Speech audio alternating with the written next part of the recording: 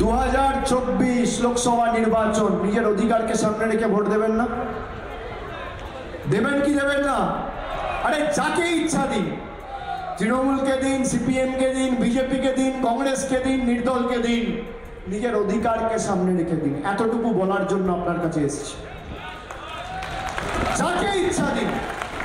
আপনি যদি এবার বিজেপির ভাওতাবাজির শিকার হয়ে বিজেপির ভুল প্রচারে পা দিয়ে বিজেপি প্রার্থীকে ভোট দেন, তাহলে গ্যারেন্টি মোদিজির থেকে চাইবেন। আর যদি বাংলার এই লড়াইয়ে বাংলার সাথে থাকেন, আপনার সাথে আমার আত্মিক সম্পর্ক, তৃণমূলের আত্মিক সম্পর্ক, মামাটি মানুষ সরকার, আপনার যেখানে বাড়ি, রাস্তা, কল, জল, পরিষেবা লাগবে আমি নিজে পৌঁছে দেবো। আমার ঘাড়ে আমি দায়িত্ব তুলে নিয়ে যাচ্ছি। একে কি বলা যায়? অরিত্র কি বলবে? দেখুন, প্রথম কথা হচ্ছে যে অভিষেক বন্দ্যোপাধ্যায় কি বললেন না বললেন এই নিয়ে আমি বিশেষ কিছু বলতে চাই না। তার কারণ উনি ওনার পলিটিক্যাল ইম্যাচুরিটিটা বেশি প্রকাশ করে ফেললেন কোথাও গিয়ে।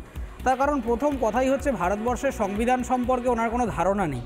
ভারতীয় সংবিধান কোঅপারেটিভ ফেডারালিজমের কথা বলে, যেখানে সেন্টার এবং স্টেটের মধ্যে কিভাবে কাজকর্ম হবে এবং একটা সেন্টারের পলিসি স্টেট লেভেলে কিভাবে ইমপ্লিমেন্ট হবে সে তাদের মধ্যে আন্তঃসম্পর্ক নিয়ে কথা বলা আছে।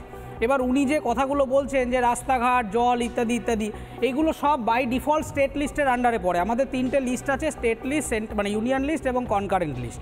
এবার স্টেট লিস্টের মধ্যে যে 60-61টা আইটেম আছে, সেই প্রত্যেকটা আইটেম যেরকম ধরুন ল্যান্ড, পন্ড, জেল, এই যে প্রত্যেকটা আইটেম নিয়ে যাবতীয় যা পলিসি, সেগুলো সবই এই বর্তমান শাসক দলের আমলে করাপ্টেড হয়েছে এবং চুরি হয়েছে।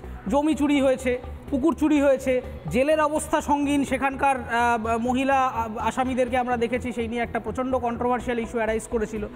এবং দ্বিতীয় কথা হচ্ছে প্রকল্প নিয়ে অনেক কথা হচ্ছে এখানে দেখলাম। আচ্ছা, আমি একটা প্রশ্ন করতে চাই তৃণমূল কংগ্রেসকে, যে কন্যাশ্রী প্রকল্প আপনাদের সবথেকে সাকসেসফুল প্রজেক্ট এবং হিউজ নাম্বার অফ বেনিফিশিয়ারি আছে, আমার এই নিয়ে কোনো সন্দেহ নেই। কিন্তু কন্যাশ্রী প্রকল্প ডেপ্লয় করার পেছনে যে আসল উদ্দেশ্যটা ছিল বাল্যবিবাহ রোধ করা, সেই উদ্দেশ্যটা সফল হয়নি, সেটা ব্যর্থ। বাল্যবিবাহে বাংলা এখনও পর্যন্ত দ্বিতীয় স্থানে আছে। ল্যান্ডসেটের সাম্প্রতিক গবেষণায় আনুমানিক 15 থেকে 16% বাল্যবিবাহ এখানে হয় এবং বিহারের পরে দ্বিতীয় স্থানে রয়েছে। তো ফলত কন্যাশ্রী আসলে একটা ফেল্ড প্রজেক্ট। ফলত শুধুমাত্র প্রকল্পগুলো হচ্ছে আর তার নাম দেখিয়ে দিচ্ছি তাহলেই তো হবে না।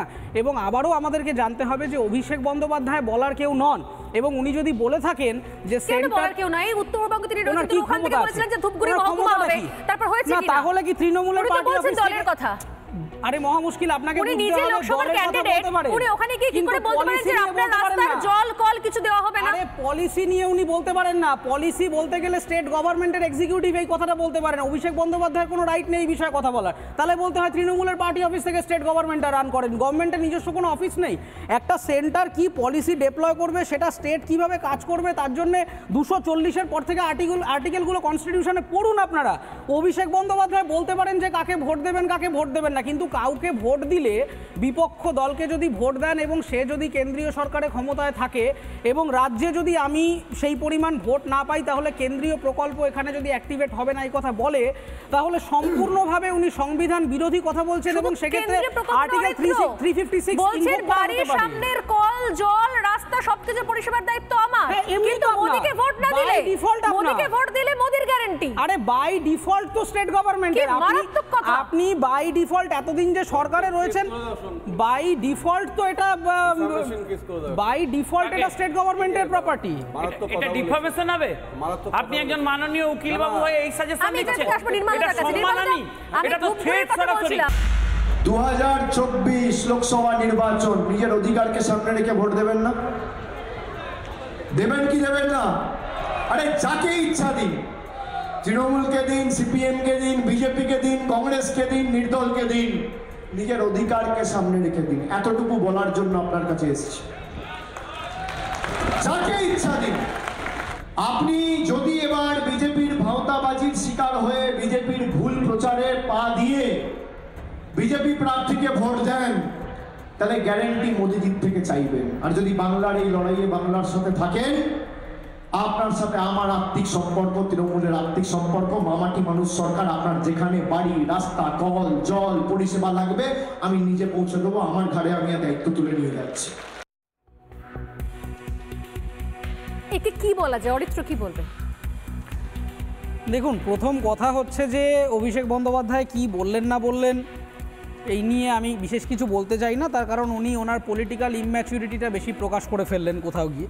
তার কারণ প্রথম কথাই হচ্ছে ভারতবর্ষের সংবিধান সম্পর্কে ওনার কোনো ধারণা নেই।